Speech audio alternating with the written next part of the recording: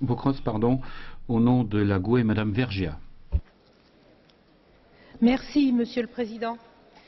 Nous sommes cet après-midi dans une séance un tout petit peu surréaliste. Est-il vraiment question de la démocratie, de l'état de droit et des droits de l'homme? Un Premier ministre d'un État membre a fait le déplacement pour venir s'expliquer devant nous. C'est une chose assez inhabituelle pour qu'elle soit notée. Nous pourrions nous en réjouir si nous ne pensions pas que ceci sera exploité à des fins de politique purement intérieure. De quoi parlons-nous aujourd'hui? D'une constitution votée à la va-vite en quelques semaines par un gouvernement profitant d'une écrasante majorité obtenue dans son Parlement national, et tout le monde sait que c'est une majorité de circonstance. Cette constitution adoptée en avril dernier est entrée en vigueur depuis le 1er janvier. Mais entre-temps, plus de 300 lois ont été votées, dont 30 lois dites cardinales, qui portent sur des sujets pour le moins importants au regard de ces soi-disant valeurs européennes.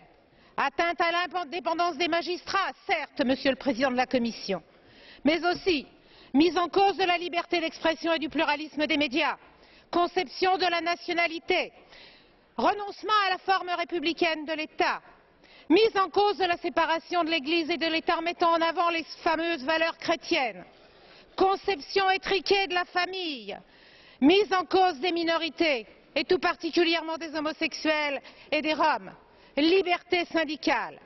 La liste est longue, j'en ai sûrement oublié. Le Parlement européen a alerté la Commission dès juillet, mais il a fallu attendre décembre pour que M. Barroso, vous vous inquiétez de ce qui se passait en Hongrie, et pour nous dire quoi? Attention à l'indépendance de la Banque centrale hongroise. Belle démonstration de la réalité des valeurs européennes. Les procédures lancées hier ne sont donc pas à la hauteur des problèmes, pas plus que les réponses hongroises. Surfant sur les conséquences sociales de la crise économique et financière que les institutions européennes démontrent chaque jour leur incapacité à gérer, la peste brune frappe à nouveau aux portes de l'Europe à coups de montée des nationalismes et de l'exploitation des peurs. Souvenons-nous du passé, mais de tout le passé.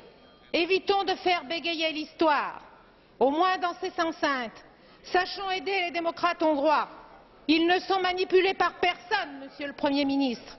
Ils osent seulement croire en des valeurs qui, comme j'ai fini, Monsieur le Président, en des valeurs qui, comme l'a rappelé Madame Aung San Suu Kyi cette semaine, sont des valeurs universelles, celles de la démocratie et des droits de l'homme. Merci. Au nom du groupe FD, Monsieur Ziobro.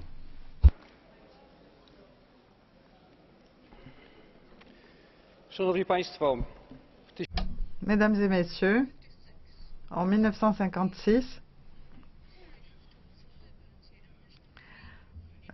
le peuple hongrois qui a exprimé son aspiration à la liberté et à la démocratie